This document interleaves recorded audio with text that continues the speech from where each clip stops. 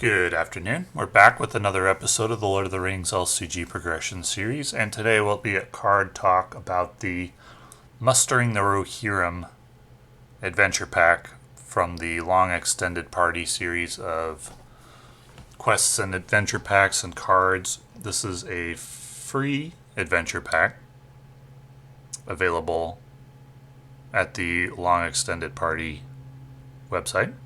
It's a fan committee dedicated to extending the life of the game by creating new content, which is amazing, and everyone should check out their content as it is free. And so this is not so much a review in terms of should you buy something because it's free. We'll more just be discussing the cards, as has been the case in my videos so far on the long extended party adventure packs and expansion. So let's take a look at the cards. The first hero we have for this adventure pack is Rowan, a leadership hero, 10 threat, 2/1/3.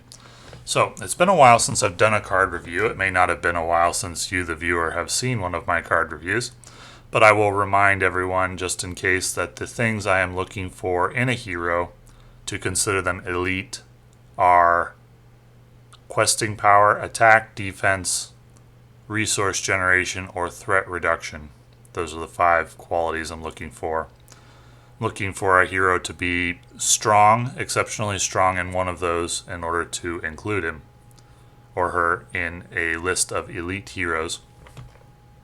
The stats I'm looking for, I would like to see either 4 willpower, 4 attack, or 4 defense in order to consider the hero elite in that particular area. Any kind of resource generation or threat reduction is good when it comes to those categories. So, Rowan's stats are not elite in any one area. The 3 threat is nice. The 3 defense is nice. Sentinel. She's not going to match Baragon for sure, but 3 defense is above average for sure. Now the abilities. After you play an attachment on a location, add 1 resource to the pool of a hero you control. So there was an adventure pack or 2 in the late in the life of the game that were focused on playing attachments on locations. And there was a hero who could take advantage of that, which was Haldan, who provided card draw for each attachment on an active location when that location was explored. And he did not exhaust the quest while the active location had an attachment. I tried a deck with Haldan. I found it inconsistent.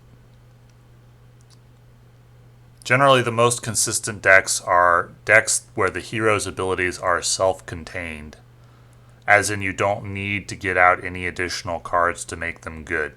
Anytime you have a hero where you have to get out additional cards to make them good, they're going to be a little bit inconsistent because you're not always going to draw the cards that you need on the first turn or 2. And in solo play, the first turn or 2 are often crucial, because a lot of the most difficult quests in the game have a wall, so to speak, to get over in the first turn or 2, where they provide a significant challenge to overcome to start the game in the setup. And that is what makes them particularly difficult in solo play, where you only have 1 player to overcome the challenge. And so if you are playing heroes where you have to draw cards to make them good, and you don't draw those cards, and you're facing a wall-type quest, you're just going to lose. Therefore, we cannot consider a hero elite unless they don't require any cards to be good, or they're still quite good, should you fail to draw the cards that they combo well with. That doesn't mean that the hero won't be fun.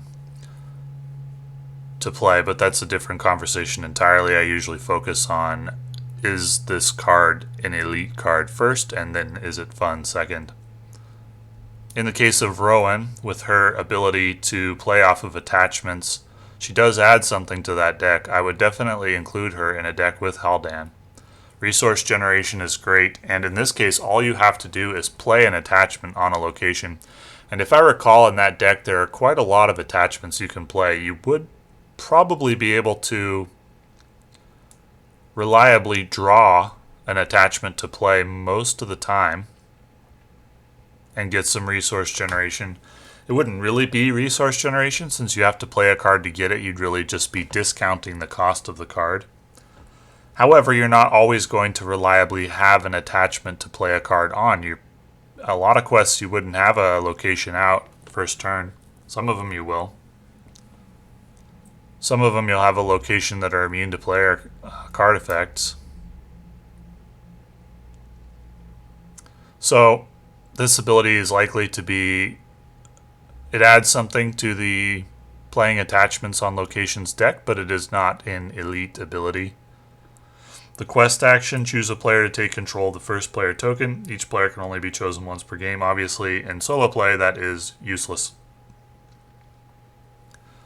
Therefore, my evaluation of this hero in solo play is that this is not an elite hero. However, the attachments deck was fun to play, and I would include Rowan in that deck, so this would be a very playable, fun card with its 3 defense and some cost reduction in solo play, even with the useless quest action ability. In multiplayer, is that quest action good? Does that make this an elite hero? I don't know. I haven't played a lot of multiplayer, to be honest. How good would it be to decide who gets the first player token? I think in certain quests that would be quite good. This could even help a lot with overcoming a challenge, a specific challenge in certain quests. Probably a niche case use, though. Not going to be just an all-round exceptional hero. Nor do I think was it designed to be. I think it was designed to do exactly what I said. It augments a deck that was decent before. That makes it a little bit better, but not elite due to its inconsistency. Inconsistency meaning you need to draw cards and you need to have locations to put those cards on from the encounter deck, which isn't always going to happen early in the game. So let's move on to the next hero. We've got Osbera. Bjorning. That's nice. Bjorning was kind of underdeveloped in the original run of cards. A 10 threat lore hero, 2/1/2, 5 health. Reduce the total threat in the staging area by 1 for each damaged Bjorning character you control. Limit -5 threat. That's interesting. So that would be a questing focused ability with 0 use early in the game. To be blunt, I don't think turn 1 you're going to have any damaged Bjorning characters. You may not turn 2 either, or turn 3, at least not consistently. So early in the game in solo play, she's going to be relying on her stats alone to contribute to the game, and her stats are mediocre. Very mediocre. With a near useless ability in the early game and weakish stats, this would not be a elite hero in solo play based on this side of the card. So let's check out the other side. After you engage an enemy, spend 1 resource from Osbera's pool to flip her. So she turns into this bear Osbera. 10 threat, 1/3/1, 5 health, cannot have restricted attachments. If you're not engaged with an enemy, flip Osbera. Response, deal 1 damage to a Bjorning character you control to cancel 2 points of damage just dealt to a character you control. So there's some synergy there between the two sides. Once this card gets rolling, with Bjorning characters on the table, flipping the card back and forth to cancel damage, which is a pretty strong defensive ability. Well, you're dealing 1 damage to cancel 2 damage, so the net gain is 1 damage.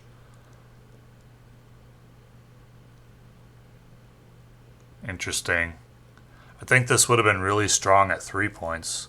There's a variety of cards that can reduce damage by 1 and in simpler ways, although this does have synergy with dealing damage to a Bjorning character with side A, which reduces the total threat once you flip her back over. This is a complicated card. Likely to be very fun to play with other Bjorning synergy cards. It's not going to be elite. Canceling 1 point of damage isn't that good. If you could reduce threat by the best case scenario by 5 threat, essentially contributing 7 questing power if you have 5 threat against you, and you wouldn't always, but if you did, you could potentially contribute quite a lot to the quest with side 1. But setting it up with 5 damaged Bjorning characters, that's not going to happen very often. And canceling 1 point of damage is okay. This card would take a lot of work to get it into a situation where it's elite. A lot of work. If you had 2 wounded Bjorning characters, I think it's a pretty good questing card. But even so, setting up 2 Bjorning characters with wounds on them is not going to be something you can do reliably in the very early game, which means this hero is going to be weak in the early game. And weak in the early game just doesn't work in solo play, unfortunately. In a multiplayer game, I could see a Bjorning deck being very fun to play. I would enjoy that. But in solo play, the game's so brutally difficult in solo, in some cases, that you just can't have heroes that are weak in the early game. So Osbera, not elite in solo, but looks very fun to play in multiplayer. That is something I see in common for both of these heroes from this adventure pack. Woodman's Outpost. 1 cost, attached to a location, limit 1 per location. After attached location is explored, each character controlled by the first player gets +1/+1 until the end of the round. That's very good when you set it up and get it off. In a situation where you need +1/+1. Now, for practical purposes, if you are exploring a location, in all likelihood you will have committed some of your characters to the quest in order to make that happen. And therefore those characters are not going to be available to use their +1/+1. So it might as well say each character who is ready or who can be made ready by the end of the round gets +1/+1.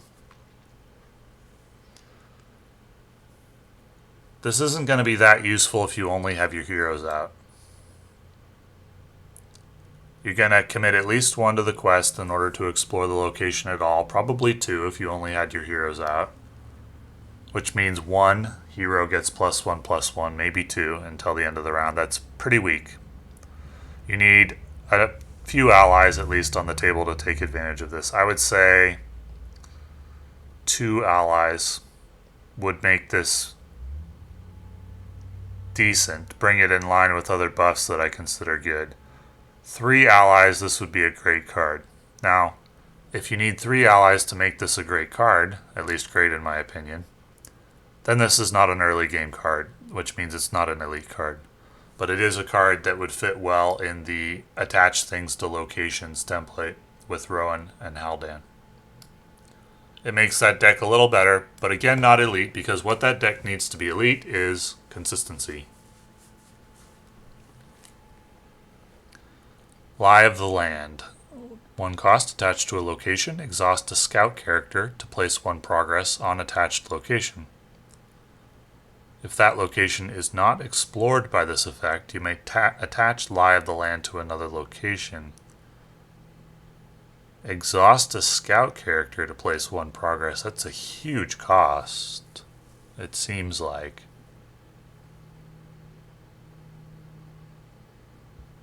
In the old Lord of the Rings CCG, there used to be wording on the cards that would say spot a character, which basically just means if you have a character in play. I would like to see this card say if you have a scout character in play, you may place 1 progress on an attached location. Like exhaust this card if you have a scout character in play. It is a card that's permanently attached. Well, that doesn't matter. If the location is not explored, you may attach it to another location. So it's not permanently attached, but you can keep it out for a while if you manage it well, and there's a lot of locations. There are some quests that are focused on a lot of locations, but exhausting a scout character is a high cost. You would not want to do that with a hero. There might be some scout allies that you'd be okay with doing that with, but typically if you're playing an ally or a hero, you've got some use in mind for them and can't typically spare them just to place 1 progress on a location. There might be a niche case where that's really, really good if you have like a really high threat but low cost to explore location. But otherwise, I don't think I would include this card in a deck, even in the attach cards to a location deck. There's a lot of other cards that attach to locations. A lot of other options. Most of them are better than this, in my estimation. Just because exhausting a character is such a high cost to pay for only 1 progress in return.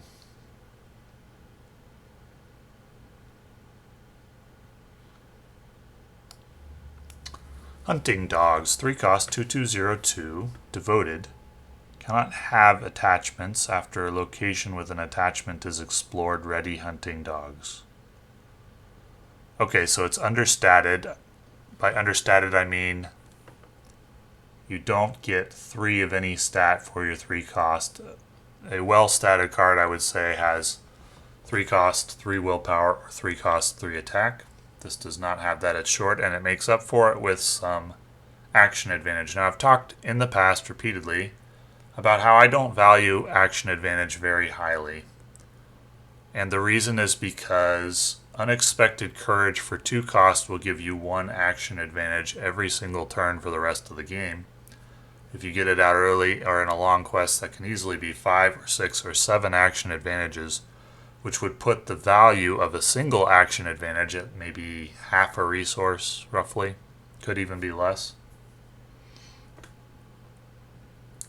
And we need action advantage on this card that's worth 1 resource because this card is overcosted by 1, in my opinion. The devoted trait is nice in terms of convenience. I wouldn't put a lot of value on it. It could have value. Could the devoted trait plus the action advantage add up to 1 resource? Yeah, potentially it could, but the problem is you're not getting to a spot where the card is good. You're just basically getting it to playable. To be good, you need it to provide more than its cost. And really, you gotta kind of work to get it simply playable. And therefore, not an elite card. Now, would I run it in the attachments deck? 3 cost is pretty expensive in the Spirit sphere. Spirit doesn't generate a lot of resources.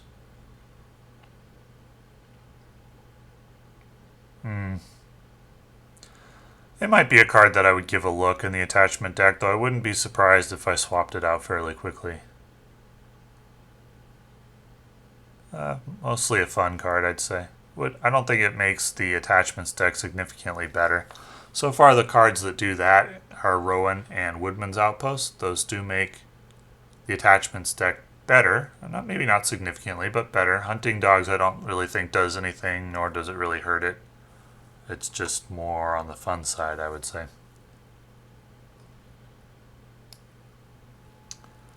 Bjorning Pony. 2 cost, 1/1/1, 2 health. Cannot have attachments.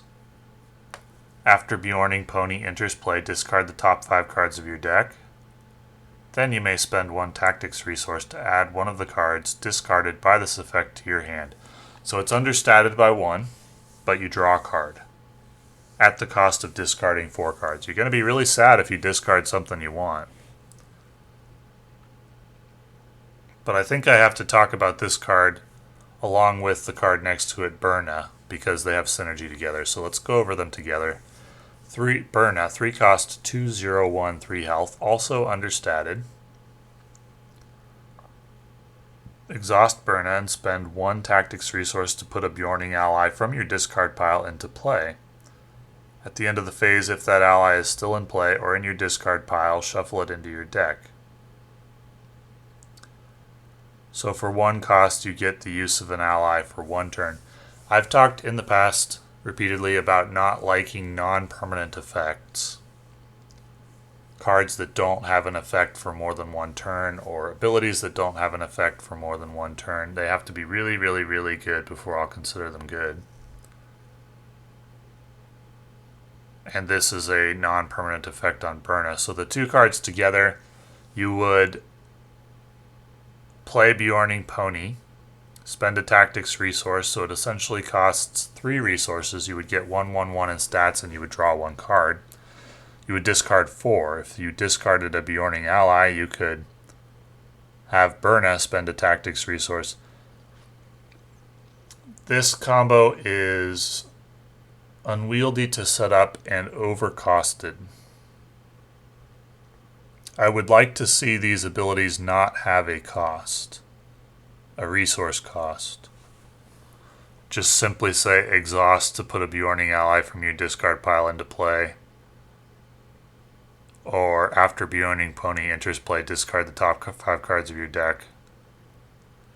Maybe that would set up some kind of overpowered combos where you cycle Bjorning Pony in and out of your hand.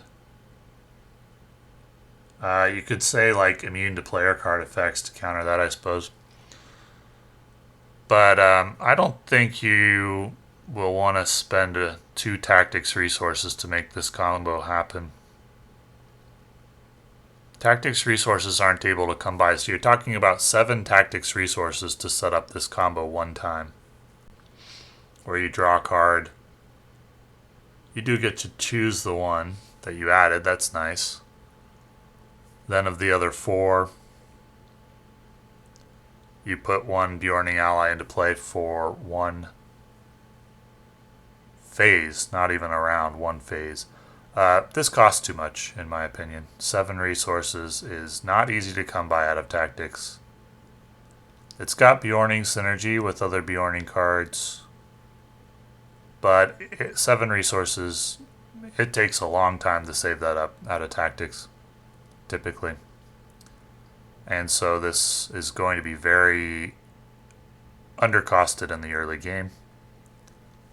The combo isn't even going to work every time because you're not always going to discard a Bjorning card in the top 5 of your deck. So it's an unwieldy and overcosted combo. And I'm not even sure that I would play it in the Bjorning deck. I would definitely play Osbera in the Bjorning deck, and I think that card's a lot of fun and has good design. But the Burna Bjorning Pony, I think it just costs too much at 7 costs to get the combo off, and the stats are weak.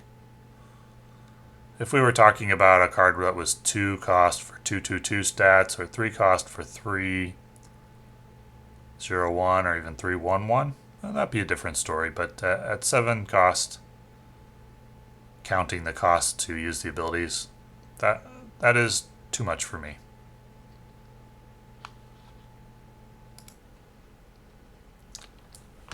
Descendants of Bjorn. 0 cost. When a Bjorning ally you control leaves play, add 1 resource to a Bjorning hero's pool for each damage token that was on that ally, up to that ally's printed hit points.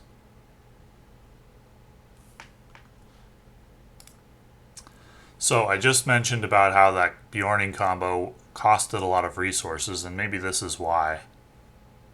When a Bjorning ally leaves play, boy, that's hard to set up though, because you have to play Osbera, I think, to make this work, because that damages the Bjorning cards reliably. And if Osbera is on her tactics side, then you can generate tactics resources, which will help you pay for more combos. So it's a bit of a snowball effect. It's a 3-card combo, at least 3-card combo snowball effect, which is 3-card combos are awful in the early game. And therefore this is not going to be elite. But 3-card combos are a lot of fun when you set them up and they get rolling. So this could be a very fun combo to play, or very fun. The Bjorning deck could be very fun to play in a multiplayer game, or against maybe weaker quests. Certainly not elite. 3-card combos, too inconsistent in the early game. But I'd say it'd be a lot of fun to play in a multiplayer game or against a weaker quest in solo play. Bjorn's Welcome. Play only if you control a Bjorning hero. Attached to a hero, limit 1 per hero. After you spend any resources from attached hero's pool for a purpose other than paying to play a card, exhaust Bjorn's Welcome to add 1 resource to attached hero's pool. So I guess if you're paying for the combo that we just talked about with the 2 Bjorning allies, you could use it for that. You can only use it once per round because it gets exhausted, but if you got it out early and used it multiple times, I'd say you need to use it 3 times to make it good. If you could use this 3 times in a game reliably, then it's pretty good for resource generation. Well, let me rephrase. If you can use this 3 times in a game reliably, it's playable. If you can use it more than 3 times, then it's good. Would you be able to do that reliably? We're starting to talk about a Bjorning deck that's pretty complicated. That's got a lot of card combos that work together, and so it's hard to say, but my inclination is to say that it's so complicated and has so many moving parts that it's going to be weak early. So certainly not an elite deck, and I've been kind of harping on that point. But it is the focus of my card reviews. And so therefore the Bjorning synergy, a fun and more playable, or certainly more fun synergy after this adventure pack, but it's not going to be elite. Subdued. 1 cost, attached to a damaged enemy engaged with you, limit 1 per enemy. Attached enemy gets -4 attack. Basically neutralizes the enemy. They'll still get to attack and draw a shadow card, which could be damaging in some cases. The limitation of needing to damage them weakens the card a bit. If you didn't have to damage the enemy in order to play this would be a pretty strong card. This would probably be an elite card. This would be an elite card if you didn't have to damage the enemy first. Since you do have to damage the enemy first, there's not going to be that many situations where you're going to want to damage an enemy but not kill it and then play this card. Just not, it's niche. It's not going to be something you're going to want to do very often. If you could just ignore the enemy, tank its attack for 1 turn, and then attach this and then just kind of leave it there, I'd say that's a pretty good card. You still might not want to do that if you're facing nasty shadow effects, which is the case in a lot of quests. But I could see this card getting play in elite decks if you didn't have to damage an enemy to play it. But as you do, I just don't think you're going to want to do that very often. I think you kind of have to go out of your way to make this work. But if you were in a situation where you were wanting to do that, this could be quite good in that situation. It's pretty niche though. Without My Hat. 2 cost, limit 1 copy of Without My Hat in the victory display. Add Without My Hat to the victory display to search your collection for an attachment. If no copy of that attachment was in your deck during setup, add it to your hand.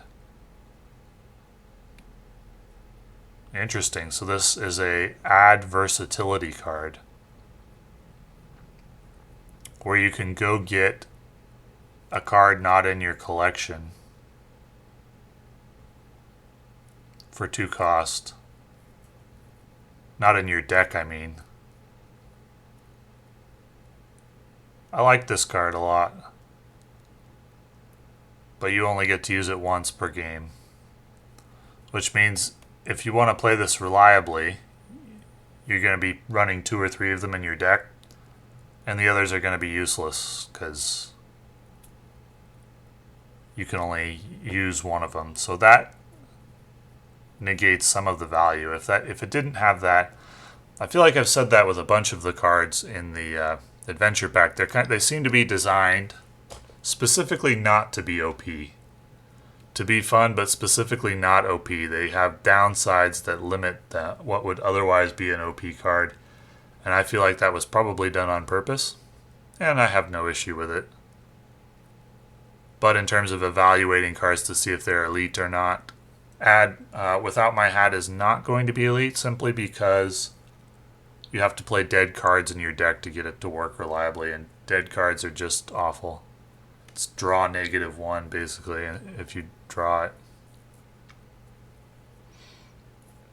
Or discard a card.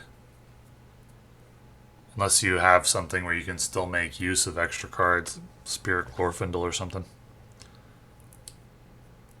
The versatility is great. I like versatility a lot. And this is a high skill cap card. I love high skill cap cards. What I mean is you need extensive knowledge of what's in your collection to take full advantage of this. That's a lot of stuff in your memory that you need to take full advantage of the card, and I love that. So I love the design of this. I don't love the downside. If it didn't have the downside, it would definitely be an elite card. With the downside, I think it's a lot of fun. I think it adds versatility.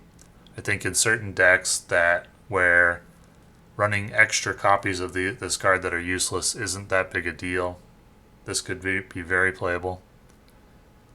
It's close to elite, but not elite, in my opinion, because of the downside of needing to run 2 or 3 of it to make it work reliably, and then having dead cards if you draw the second or third copy. So, anyway, it's been a while since I've done one of these card reviews. Might be a little rusty, but hopefully it's entertaining. And I really, really appreciate the player committee that is making this content. The quests in particular have been very, very, very well designed. The balance is very good. The mechanics are interesting and fun. And I really, really appreciate the new content and recommend any fan of the game to check it out. Thanks for watching.